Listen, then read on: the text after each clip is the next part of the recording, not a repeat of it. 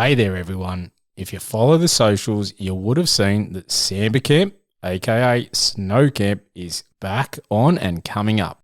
And this time, we're inviting listeners to join in the fun and chase these elusive big brown deer. Now, I can't promise snow or any other weather conditions or success, but I can say that you'll get to hang out with a great bunch of people and have a fantastic time. If you are interested in coming along, then get in contact for more details. Okay, it's time for the show. 1, 2, 3,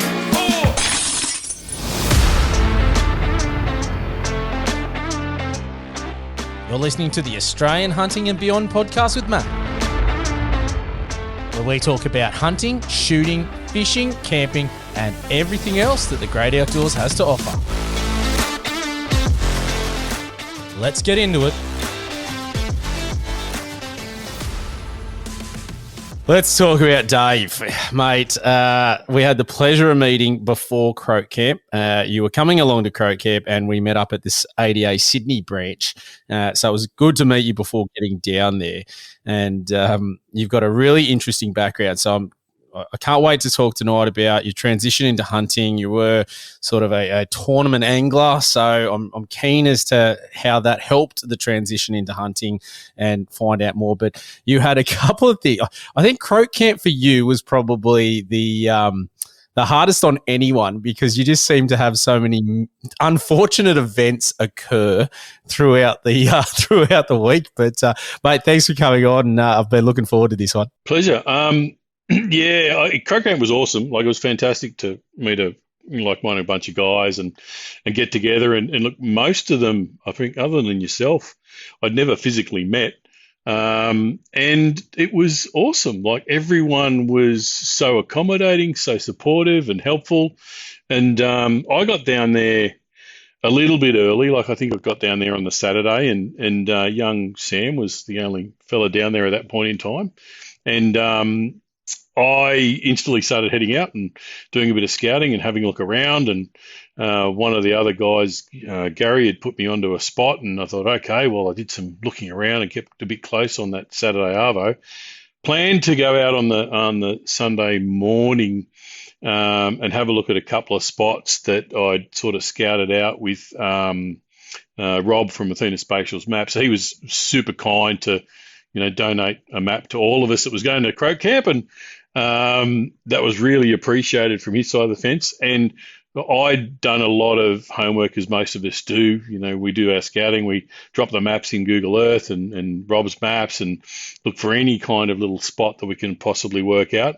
My life, I've been tournament fishing on and off for like the best part of 20 years.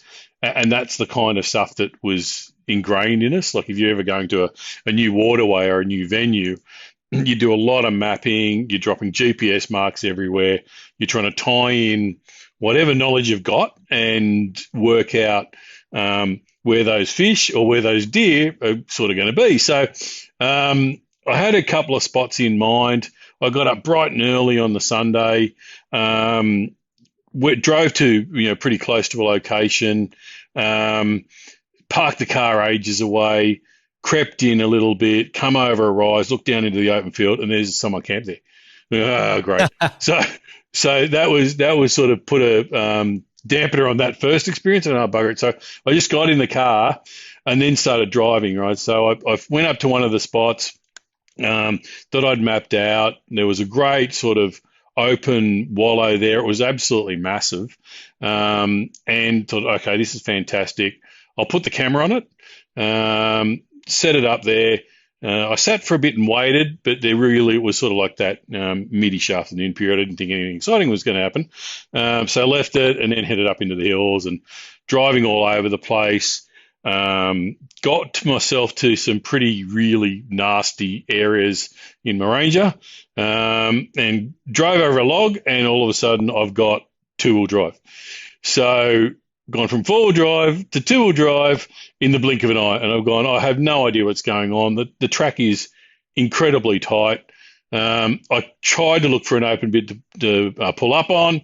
I came around the bend and there's a massive log across the road. So, okay, cool. I got a bit closer and you can see the track where people had driven around this log. And that was sort of a lot of the tracks up in that sort of the Maragal and North area were like that. You'd see a track across the road, tree across the road, but there'd been a track to go around it. So I did that, and I really sort of wasn't paying attention. Got around it, straightened up, and right in front of me there were two guys camped on the left. And I pull up next to them. I said, "Hey, where the hell's this track go? I've just lost four-wheel drive. I don't know if I'm even going to be able to get out of here." And they go, no, you're going the wrong way. We've never been down that way. You go back the way you came, and if you keep going like another 15 feet further, it opens up and it's a better track. Oh, cool, fantastic. While I'm talking to them, my low-pressure alarm starts going nuts in the car. I look down, my front left, there's like 2 PSI left in it. I'm talking to the dude out my passenger window. So, "Hey, man, can you see my tyre?" And he's looked down and said, "Oh, yeah, expletive, you're pretty screwed here." I said, "Oh, bugger." All right. So I pulled over, said to them, "You guys going anywhere anytime soon?"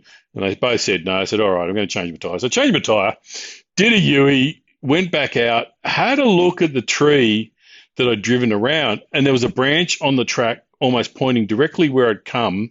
It was about 25 centimetres around, and it was like it had snapped into a knife edge. So as I've come around, it's just carved out the sidewall of my tyre, and it was horrendous, right? So here I am, middle of the bush, God knows where, coming out of there with two-wheel drive, no spare, and I'm just thinking to myself, I'm in all sorts of grief. I did have the InReach Mini, so if something really went pear-shaped, I'm sure I could have got a hold of someone. But any little kind of track from there on out, anything that looked a bit sketchy, I was just gunning it. So just to make sure I completely got back. So ended up getting back, and of course it's that whole scenario. Well, oh bloody hell, ruined my week. We were down there for almost a full week. I needed my four-wheel drive. I needed to go and do what I got to do. Hey outdoor enthusiasts, with winter fast approaching, it's time to gear up with our latest clothing merch drop, loaded with a heap of rugged, new designs built for the outdoors and to represent our passion and lifestyle. Our new hoodies are weather ready and specifically crafted for epic hunts, hikes and campfire nights, plus everything in between. Stay comfy, stylish and trail ready. Hit up the Australian Hunting and Beyond Linktree and click on the shop tab. Alternatively, check out the link in our bio on Instagram or in the show notes. They are ready now before your next adventure. Gear up and get out there. So the next day, I started doing the ring around about, hey, what can I do to get this fixed? And I potted around in two-wheel drive local to get up in the morning and have a bit of a hunt around. Didn't really see much. Ducked into Tumbarumba, saw the local mechanic in there, and he's ducked under the car and had a bit of a look and couldn't really see too much. Ended up all the way into Albury the following day, into the Ford in Albury, to get him to have a look. The guy comes out, has a quick look under the car, and says, "I can't see anything. Can't really get you in for another 15 days. I said, "All right, well, nothing much I can do here." And drove all the way back to camp and just decided, well, yeah, that's the way it is. I'm just going to potter around, do what I can do, and hope for the best. So, and that's sort of how it ended up. I ended up finally getting back to my trail cam that afternoon. So that was, got out there, got up to my trail cam, pulled it, and saw on the trail cam that the deer had been sort of coming through mid-afternoon. Oh, well, I'm a firm believer in trusting what you find and trusting what you see and trusting what your electronics show you. That's sort of like what we'd always done on the boat. If you see something on your depth sounder, you got to trust what you're seeing. So I decided that on the Wednesday I'd go out mid-afternoon and set myself up for the afternoon. So I had all the gear with me. I had took my big chair. I literally pull up about 400 metres from where the entrance was into this bit of a wallow, and you sort of had to climb a fence and walk about 100 metres into the bush. Pulled the car over at least 400 metres away from where I had to enter. I'd literally gotten out of the car, shut the door. I had my rifle on my shoulder. I had my big chair hanging off my back. Turn around, and there's a buck just comes trotting out left to right in front of me. Looks straight at me, like almost 20 feet away, and bolts. So he'd come out from the no-go zone on the left. On the right-hand side was fair game. So I thought, oh, okay, well, I'm in with a bit of luck here. Walked down, had a look where he poked his head out, and about 15 feet further along on the same side, there was another game trail. So I get a bit closer, have a look into the bush there, and there's a sandbar spiker eye to eye with me about 10 feet away in the bush. And I'd never seen a sandbar in the bush before at all. And this thing was just a spiker, but it's still a monster, right? Like eye to eye, it looked like a horse. I go, what the hell? And he's bolted. I go, all right, no worries. So I keep trotting down the track, and on the right-hand side in the fair game, I see a doe poke her head out about 200 metres further down the road. And so, oh, beautiful, it's fair game. I line up to take a shot, and I've done something wrong. I don't know what I've done. I think either she moved at the right point in time or I pulled, one of the two, but I missed. And all right, well, I'll probably blow my chances in the little patches I want to get to. I'm like less than 200 metres away from it. So I figured, all right, I'll just get in there, set myself up for the arvo, go for gold, and wait it out, and hopefully something comes through. I'm making all the noise under the sun. I climb a fence, I'm throwing my gear around, a drop chair over the side, get over. I had to cross this absolutely massive gum, sort of put my butt on it and swing my legs over, and there's all bark everywhere. It was like walking on cornflakes, like it was just stuff all over the place. I get over it and I stand up and I look down into the little clearing where the wallow is, and there's a little spiker buck. And I've gone, he was just absolutely oblivious. I would have made more noise than I've ever made coming into anywhere looking for deer. And he was just there. So perfect opportunity.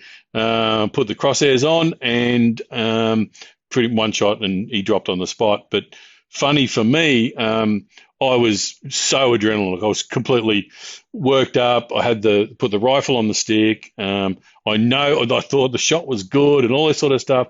I walked down to where he was, and he wasn't there. And I'm going, I don't know what's wrong here, because I'm almost certain that this is where it was. And I didn't know where he dropped. I didn't know how far he'd gone. But my scope, it's one of the electronic ones, so I literally replayed the shot. So in the it's an Alpex 4K. You can actually have a look at the shot you've taken. It's an automatic trigger that captures that information.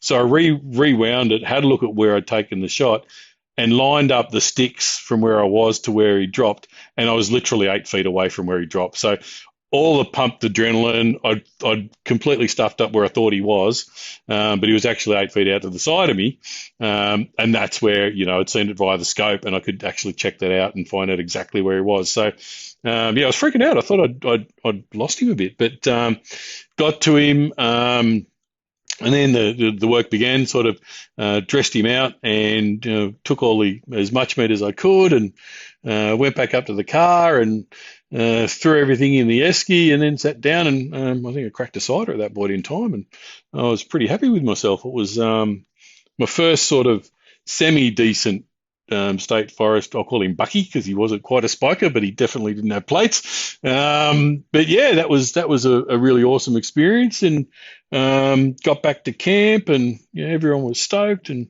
we were all over the moon, and it was just a really cool experience to share with everyone. And the disaster of the car, like it was amazing. I ended up getting the car fixed. The funniest part was I thought that that there had to be something wrong. And at camp, I put it up on a bank, climbed under myself, and then instantly could see that the front of the transfer case, the plug was smashed. I think the log I'd gone over, it must have perfect storm of a stick, found its way straight to that plug, smashed the plug, and that's why I lost forward drive. How two guys getting under there, that it's their job, missed it, I got no idea. But I think it's probably one of those things you just don't expect to happen. It was like a little awesome kind of spot for it to be in, and ended up, potted out the rest of the week with everyone, went out again a couple of times, ended up teeing up with the auto electrician in Tumut, to order a part from Ford to fix the plug. So I headed over there the Thursday night, stayed there Thursday night, went to the brewery enchantment, which is fantastic, of course. That's another passion of mine. And got up early, went into the auto lecky, and they dropped it off. They told me half an hour later, it's not the right plug, Dave. Sorry, Ford gave us the wrong thing. I'm going, oh, great. Well, look, I'm 5 hours from home. I've been getting here under limp mode nonstop. Is there anything you can do to help? And the young fella there, he said, yeah, we'll do what we can. And 2 hours later, it was fixed. I'm on my way. Cost me only a couple of $100, and the relief was very high. I thought I'd done something serious, but as it ended up, it wasn't terribly serious. But I think it also slowed me down a bit, really, when we were away at camp, because you only got two-wheel drive. And a lot of the fellas were doing Bago, and I was trying to stick to the spots I'd found in Moraga North, and it made me really look close and really overanalyze the map a bit more to find things that I could actually still access. And it made me really concentrate on what I had to do. So it was a really, really fun trip, and great to knock around the fire and talk to all the guys and share some stuff that we've been doing. I've been preparing a lot of bits and pieces over the years, and I love my cooking. I love my food. I love processing stuff. So I've made some ham and pate, and the venison ham is just insane. I thanks for the shout out the other day. It was really cool to have that and be able to share it with the guys. And it was just an absolutely magic trip. And I haven't been deer hunting for a very long time at all. I actually dropped my first deer in October last year. I've been hunting on and off most of my life, so sort of grew up that way and spending a lot of time in the bush. My dad was in a prospecting club, so they'd go away once a month, and we'd go away, and we'd be off in the bush chasing whatever we were chasing while Dad was prospecting. I had two brothers. I lost a brother last year, but that's sort of the cathartic part to get me into hunting, because he was in WA. He had a little bit of trouble with the law over there, so they wouldn't give him a license. But he had a scope. So he had a Thrive, a Zerotech Thrive HD, I think it was. And I sort of inherited that. And I sourced a rifle, and I thought, well, I'm going to go out and chase a deer with his scope on the rifle that I bought. And he'd always joked, like he's when he was still here, he said, I told him I was going to get a Creedmoor, and he'd make the usual jokes about it. Do they make him a man, or why don't you go 300 cal nothing side of things? And so I ended up getting my Creedmoor, putting his scope on my Creedmoor. And I know he'd be, looking down, going, yeah, great, good one. Like he'd be jamming up nonstop. But yeah, and that was the first deer I dropped at that point in time with his scope on my rifle, and it was just like a really good moment. Like we'd sort of grown up in the bush. We had all three of us had bows. Like I had a recurve, and my other brothers had compounds, and we'd be back in those days, like sort of go 25 or 30 years ago. Deer, if they did exist, we sure as hell didn't know about it. And they were nowhere near as prevalent as we are now. We'd be hunting goats and doing everything we can. In those days, like Dad's rule was, if you dropped it, you ate it.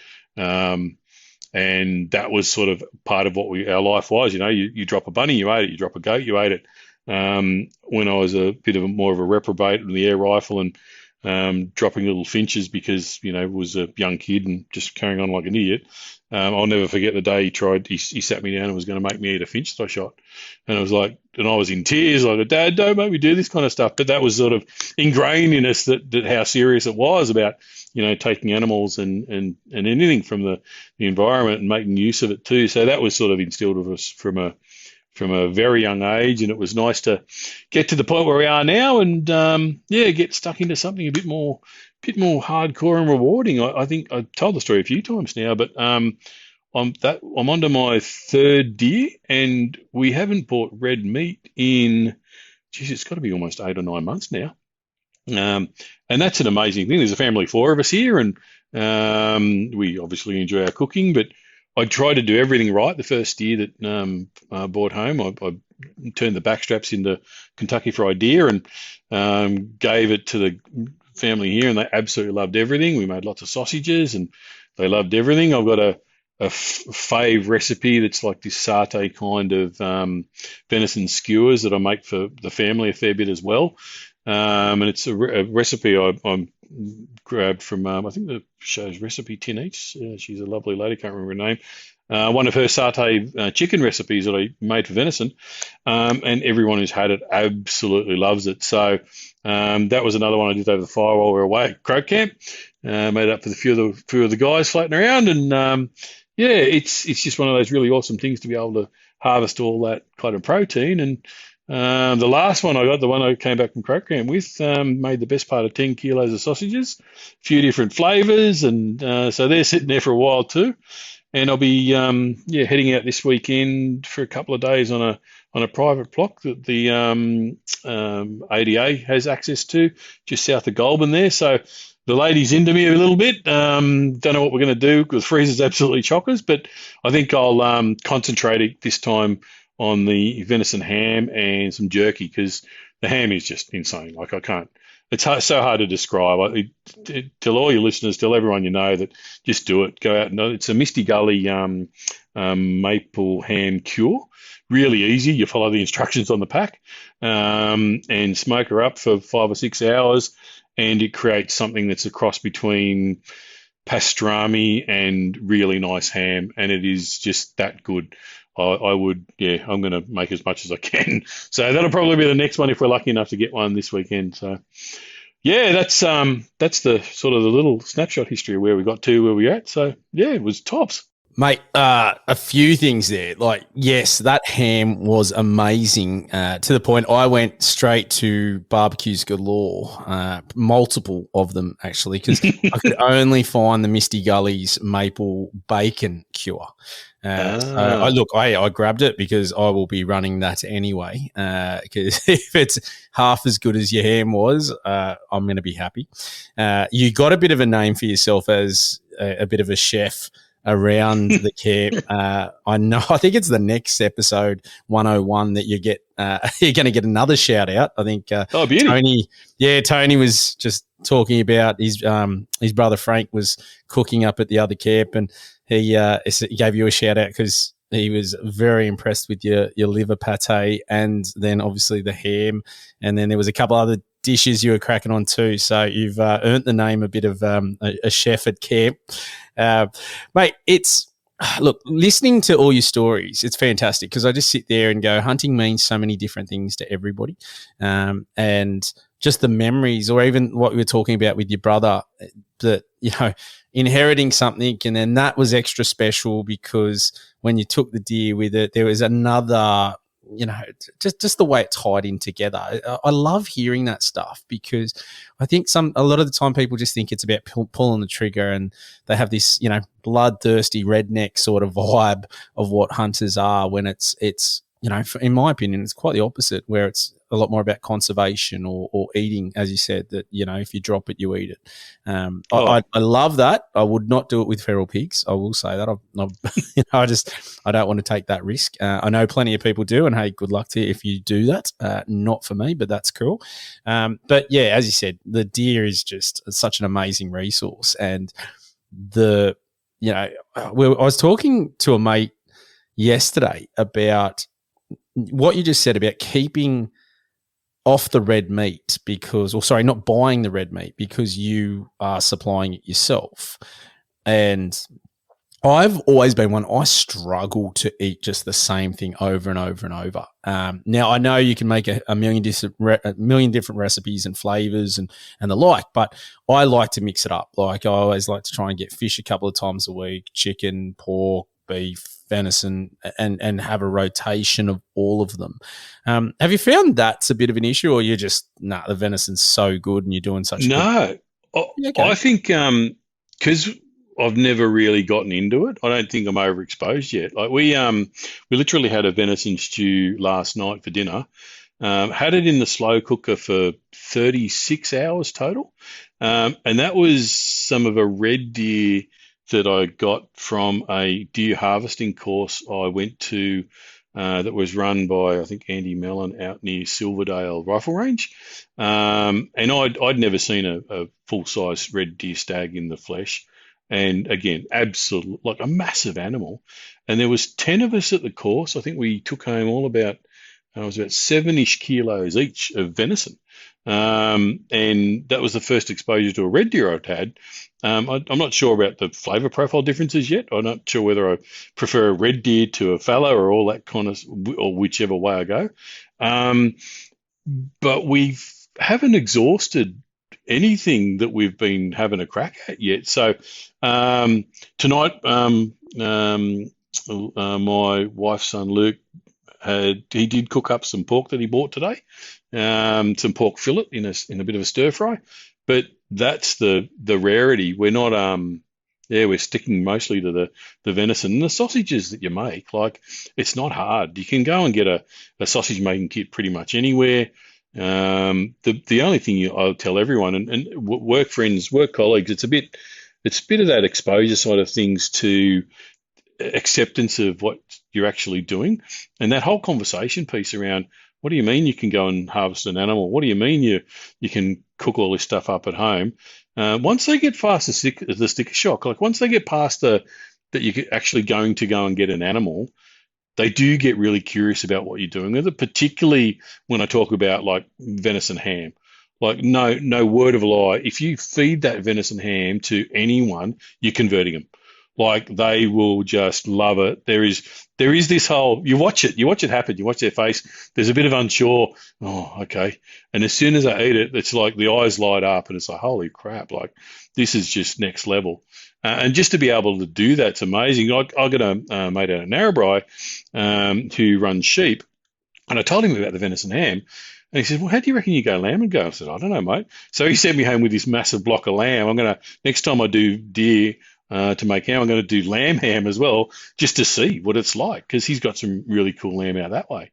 I went the second time I went out chasing deer. I got a mate fairly local up in Molong out near Orange, and he sort of got me into the hunting a bit as well. He'd been doing a bit of hunting on his own, but I took some venison ham with me to give him and his family, and I think his daughter ate it all before he even got half a sniff in. Like, it was that kind of, getting the exposure to it and telling people, hey, this is all possible. Like, and the guys at work are amazed. Like, they don't really, like, I'm in a corporate role, and you start to talk about hunting and getting out bush and all that sort of. Everyone knows I was a fisherman for years. Like, that's a different thing. But when you start to talk about harvesting animals and hunting, most are incredibly accepting now. I think it's a bit of a spin from, when times are really tough, and things have been tough lately for a lot of people in general. When you're talking about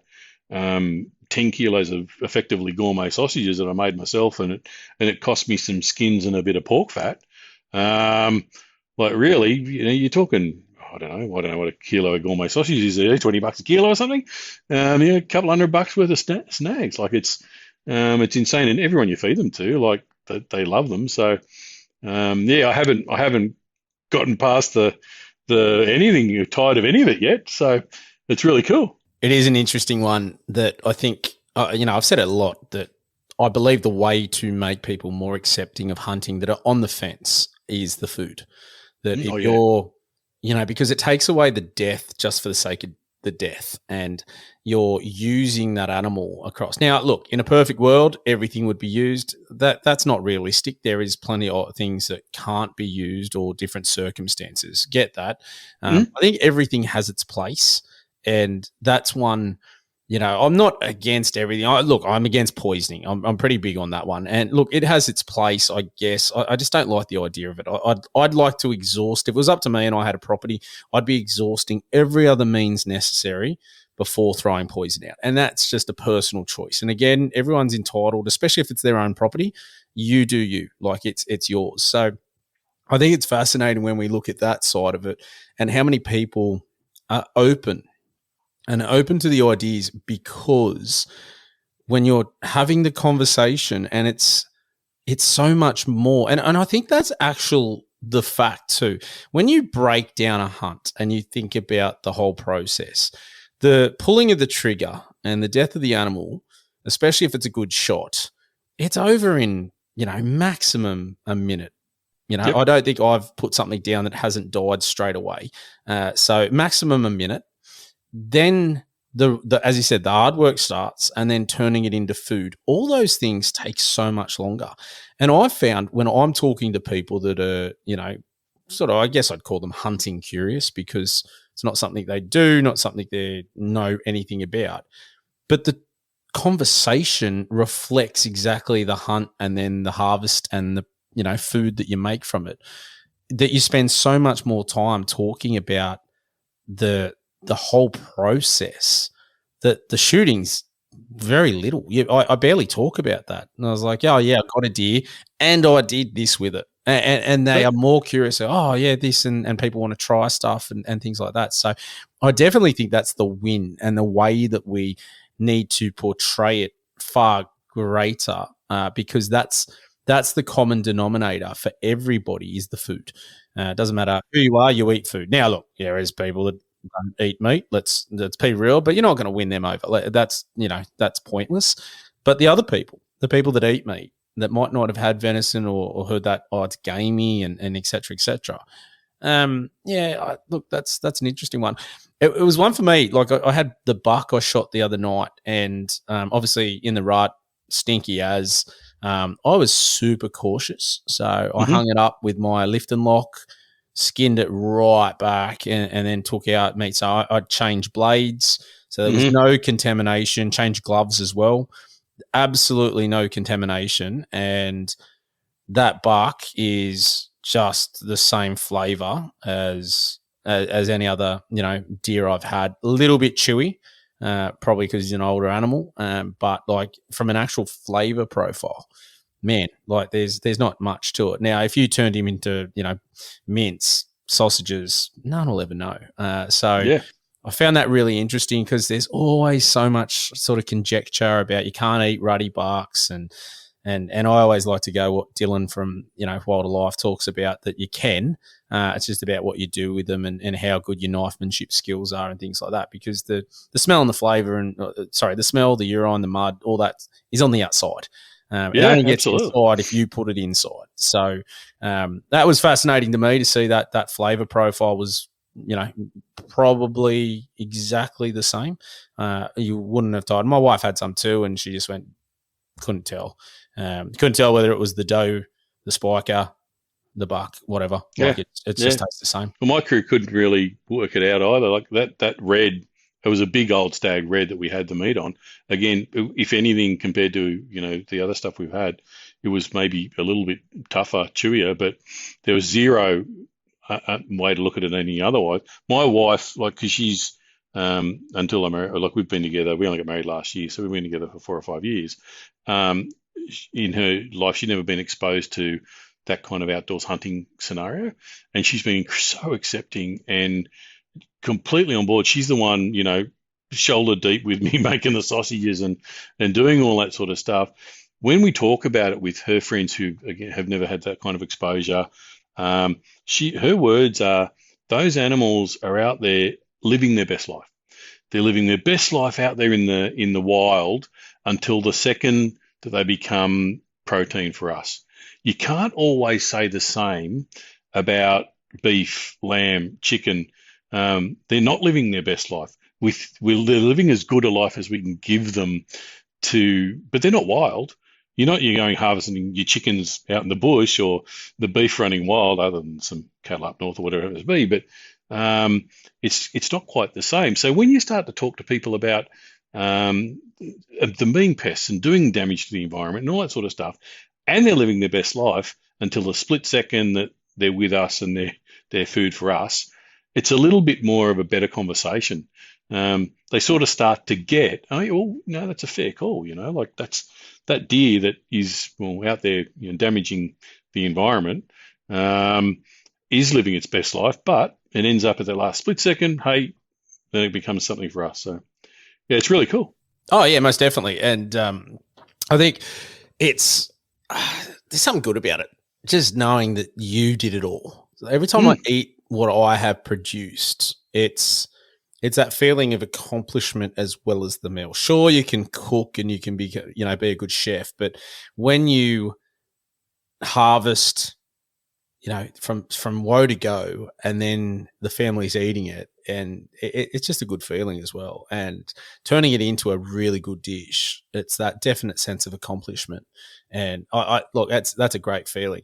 And I know, like, we're going to talk about the fishing, but I always sort of did the same with spearfishing. I'd only shoot what I'd eat. That was the Yep. exact same thing. And I was the same, yeah. it's one of those things for me, is that if you're going to take a life, there's got to be a reason for it. For me, I know there's people out there that just have to cull, and I get that too, because that's protecting crops or livelihoods. Get it? Definitely not against it. But if you're in the position where you can harvest it off what you shoot and eat it, doesn't matter what it is, that's a complete win. Look, I never got into fishing like die hard because I got super seasick. I just couldn't go outside. Now, I loved spearfishing because a lot of the time I could see what was there. So similar to hunting, whether it be, I prefer hunting more because, you can dive, and there was so many times that it was just a bad swell. It was just visibility was terrible, whatever it might be, that you couldn't get in. And that's where I sort of wanted to transition to hunting as well, because even if it's pouring rain, you can still get out and you can look for sign. You can put trail cameras out. It doesn't matter what's going on. Even if it snows, you can get out there still, where it's not sort of the same as spearfishing. And it was one of the things for me that I liked overfishing, because even if I didn't get to shoot anything, I was looking at things and finding things, and that was really cool. In saying that, now the technology that's coming out with these, the side radar or side sounders, I think they call them, or whatever. Yeah. Geez, they're unbelievable. You can make it when I was fishing, it was the little, sort of pick of the different size, same looking fish, and you sort of had to guess. Now you can tell almost species with some of them. Some of the photos of sharks. Absolutely. Right? It's nuts. It's really cool. How much, talk me through the fishing side, because I'm super interested, because you did tournaments for a damn long time and were pretty successful. Yep. So talk us through that, because I'm so curious. Yeah, it's when you start to talk about that technology angle these days, there's a pretty cool parallel, and it's a bit polarizing as well, where any of this live technology in fishing, it's like if you imagine shining a torch in the water, and the shadows from that torch you can see live on a screen. So you're looking at the fish literally swimming around. It's in live. You can tell where they are from your boat. You can cast a lure at them, and you can track your lure through the water column to that fish. And there's this whole parallel between sort of that and the perception and attitude towards like thermal in hunting. Like you've got, oh no, thermal's cheating, that kind of scenario. I absolutely believe in fair stalk, but I'm more of a meat person. So if I use a thermal to harvest an animal, and it's an animal that needs to be harvested, it's cool. In fishing side of things, using all the live technology we've got now, there's particularly in the US, there's a whole sort of segment that goes, no, that's cheating. You're using this live technology. There's events and tournaments that don't allow it, and there's a couple in Australia that are the same. But I've been playing the tournament fishing game. I got into it sort of in the late 90s. And for your listeners that sort of aren't aware, in Australia now, you can pretty much go tournament fishing for anything. So you can go freshwater, you've got bass and yellow belly and Murray cod. There's all tournament series to suit them. Saltwater, there's a pretty heavy scene on brim. Brim are a great tournament species because they're pretty much accessible to anyone. They're almost in every estuary in Australia, and that made a really cool species to get people out in the water and chase that one. Offshore, there's a lot of people that know about how marlin competitions and blue water fishing as well. But I got stuck into brim tournament fishing first. Because I grew up in the Blue Mountains, and sort of the Parramatta River in Sydney was one of my first places I started to fish a hell of a lot. So, and I grew up fishing. So Dad had a little shack down in the south coast, a place called Fisherman's Paradise, so not far from Lake Conjola. It was actually on the backwaters of the Conjola River, and I used to row myself up and down the creek in a punt and just throw lures into snags, and that was all. Before lures existed, I'd throw live prawns into snags, but then you'd get soft plastic started to come into Australia, and you start to throw that sort of stuff around, and you get better and better at it. So I was fishing the Parramatta River out of my boat, and I had one of the first electric motors on the front of my boat that was brought into the country way back when, and that just sort of created another level of technology that you could sneak around on an electric motor and not make noise and chase the fish. So it was much more like hunting. So you're active. You're not waiting for the fish to come to you. You're trying to predict where the fish are. You pay attention to tides and winds and all those environmental factors, and then put yourself where you think the fish are going to be, and then put your lures where you think the fish are going to eat it. That tournament scene in Australia it got bigger and bigger. We're not a patch on the US. Like in the US, any of their like Bass Elite Series grand finals that have hundreds of thousand people in the stadium, they're talking. Well, there's been tournaments over there that are pretty close to $1 million for a win. That kind of scenario and level is insane. I think some of the richest ones in Australia have been. I won a grand final with a mate on Sydney Harbour a very long time ago, where we took a Toyota Yaris each, which was a really cool one. I won one on a freshwater comp in Queensland a few years back that paid 10 grand, and that was a good one as well. Like that kind of scenario will never be the US, but there's some pretty good. You're never going to make a living, but it helps cover your costs, and it's one of those passions and hobbies that you start to get into and try and do everything better. And because it's a tournament environment, it really ups your skill set rapidly. Like you are learning so fast.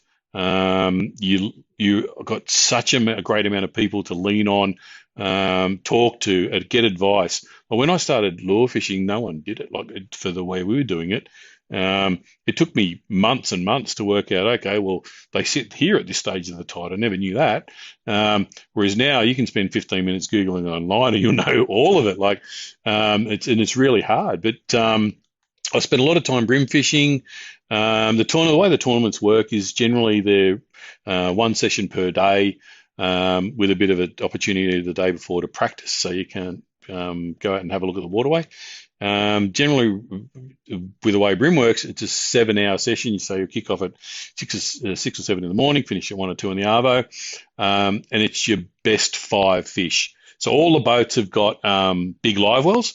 So you've got to have a certain size live well. You've got to keep your fish alive. There's actually penalties that you can't have fish die on you. So you catch 5 fish, and if you catch a bigger one, you let the smallest one go and you keep going. And hopefully, at the end of the day, you've got a pretty good bag of fish. And you repeat that for a second day. And at the end of the second day, whoever's got the best bag of 10 wins the event. And the similar applies to most of the species. Bass is the same. You carry those on the boat. Something like Murray cod, it's measure and release. There's all a brag mat and a photo. Some of the comps now are run by app, so it's a photo in the app. Some of the older comps you had to have it witnessed, so you'd have to run your Murray cod to a witness to get them to witness and sign off. Yellow belly are similar as well. Now there's a lot of photo and release comps in that side of things. But if you're keen to learn about it, it's just like seconds of Googling any kind of competition fishing you want to do, and anyone can do it. Like some of them have a membership fee for the association that you want to be in. But yeah, you can just enter. Some of the competitions are what they call boater, non-boater, where a boater is the person that owns the boat, and a non-boater is the person who doesn't own a boat. And that non-boater can just enter, and they randomly pair them up with a boater, and they'll have a different boater from day to day.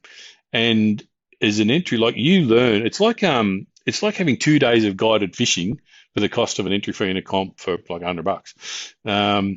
So you get to go out in the water with someone who generally knows their stuff, learn rapidly in 2 days, and that's how the progression works. Like you'll get into the sport, you'll spend a bit of time as a non-boater, you'll learn the ropes, you'll learn the waterways, and you might pony up, buy a boat, and then a bigger boat, and then a bigger boat and start to enter a few comps and really have a crack. And that's sort of what I did over the years. I went from a tiny little tinny that was more than capable of doing the job, upgraded to a Polycraft. So that was a polyethylene hull boat that at the time Polycraft Australia were really cool to sponsor me with some partially.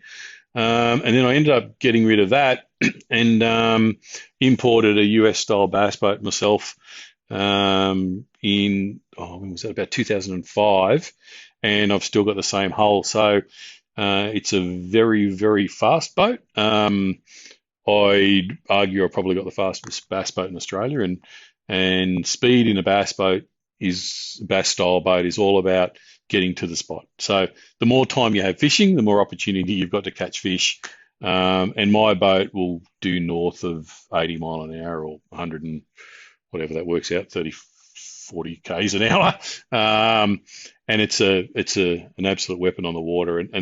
But it's boys for the toys too. Like, it's just so much fun. Like, zapping around the water, pushing yourself. In some of the events, you cop a time penalty if you're back late. I'd never had more time penalties until I had a fast boat, because I just absolutely push it to the death. You might be 10 k's away from the finish line, where you've got to be back and you've got to put a little key tag on the board to say you've gotten back. And I'd wait seconds and seconds, and then I just got to go, and you gun it, and you flat knacker all the way back to the start, and you just like 10 seconds past time. So you cop a weight penalty or a length penalty or something like that. And it's an amazing sport to be a part of, and it absolutely sharpens your ability to fish in any other environment. So you learn what you've learned for bream, or what you've learned for bass or yellow belly or whatever it happens to be. There's always something you can translate to something else. And the same applies, like when I was trying to learn deer patterns and started doing my research on what wind did to deer and where they were on shaded sides and gullies and all that sort of stuff. It's the same sort of stuff we were investigating when we were starting to work out a new waterway with bream or yellow belly or whichever the species happened to be. So that's made my transition into chasing deer pretty easy. Like I haven't shot a deer every time I've gone to a state forest, but I don't. There was only once when I haven't seen a deer, and that we think that forest is pretty dead because we couldn't see anything there in any way. But the whole tournament side of things, yeah. Look, if anyone's ever interested in having a crack at that, just do it. Like, everyone is so accommodating. Same as what we've found with the guys in the deer world. Like, every time I bump into someone in the bush who's hunting deer, there's always a bit of a nutter and, oh, yeah, we saw some down here, and yeah, no worries if they're over there next week. I think online's a bit different. I've noticed that, someone new asked a question online and I'm thinking about going to this state forest. Can anyone help me out? You see a bit of darkness come there. I'll work it out yourself, or not going to give you a spot. But I think, as I found out fairly recently, I've spoken to a few people that have been in that environment and asked the questions. They're getting messages instead of public commentary.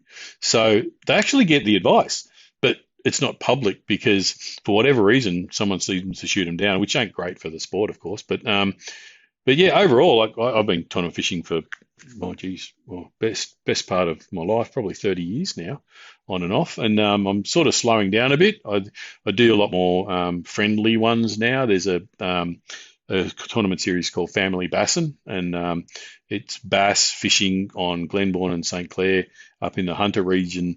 And as the name says, it's family bassin. So you get your missus and your kids and the families all on the boat and having a crack. And it's a really cool little pathway to get the kids involved in it, and they get really excited about the prizes that they're given, and every kid gets a prize at that event, which is really cool.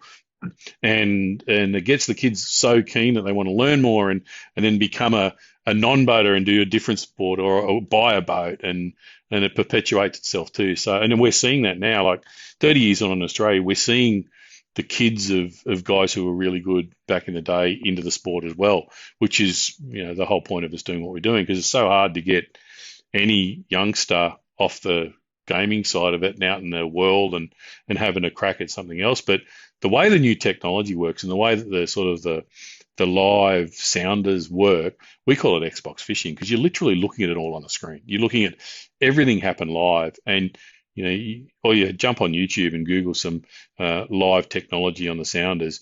You'll see guys catching, meter 20 barramundi, and you can see everything. Like you see that lure land, you'll see that fish turn, and it is so amazing to do. I haven't done Barra for a few years now. I did a Barra tour up there. There's a series of Australian Brim Tournaments Australia, abt.org, and they run tournaments for everything, and they run a Barra series. So you literally spend a whole week fishing 3 or 4 different Barra dams up north, which is an insane boys' own adventure anyway. Like that's just so tops.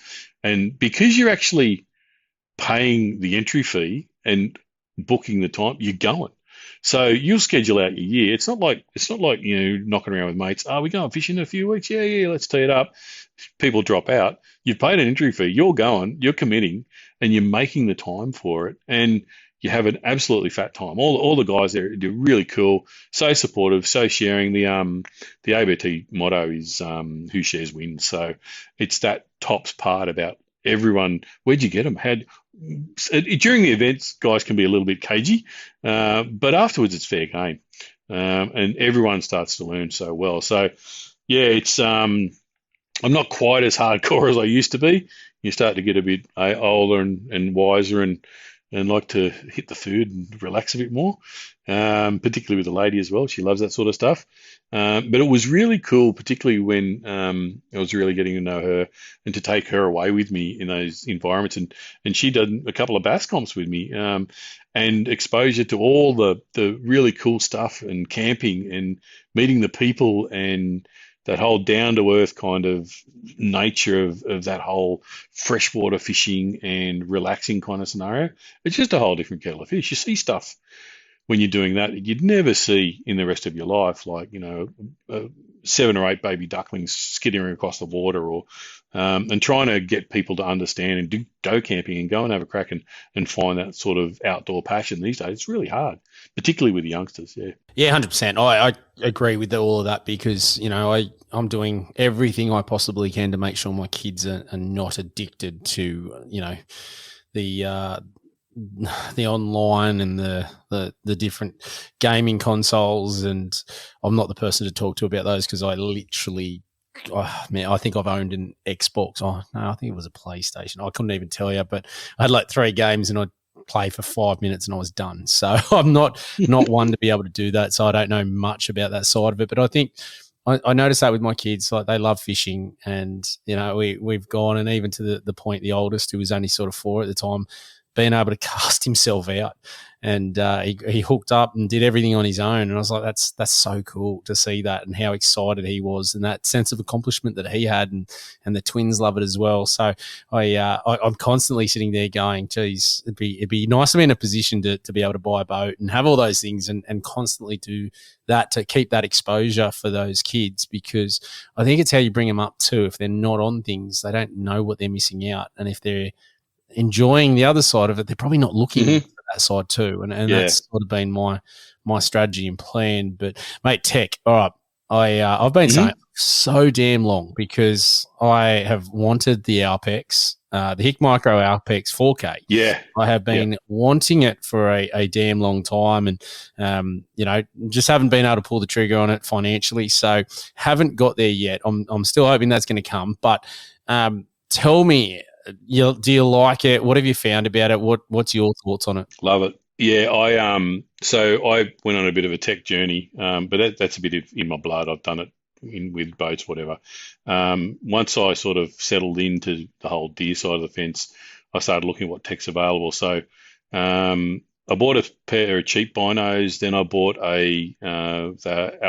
the Hick Micro Habrock 4K. So that's the entry level day-night binos with the really base level thermal, in them. Then bought my Alpex 4K on the back of the way the Habrocks work. So the Habrock binos are effectively the day-night version of the Alpex 4K scope. They've got the same 4K kind of resolution. And the Habrock day-night function on low light, you'd literally have the binos to your eyes, and you'd be looking at stuff at low light. You take the binos away, and it'd almost be pitch black. Yeah, And that right. was without the night function, right? So that's only on the daylight side of it. And the Alpex is exactly the same. So you can see to the last scratch of light. So because we're only allowed to, 30 minutes or before, after last light, after sunset, so last light, you get that last light. You get all of it to the last second. So if you're looking at your watch to go, I've got 27 seconds till I can't shoot anymore, that Alpex will throw that light as bright as you could possibly need it until that last second. And that's without even thinking about the night vision side of it. So I dropped a deer. The second one I got was on New Year's Day at night under infrared. So I'd used my binoculars. I upgraded from the Habrock 4K to the Hick Micro. I think it's the Habrock 60L with a rangefinder, and that's sort of the absolute, and it's like that's top shelf. We're talking, lots and lots and lots of $1,000 worth of a pair of binos. But yeah, so the thermal on that is completely insane.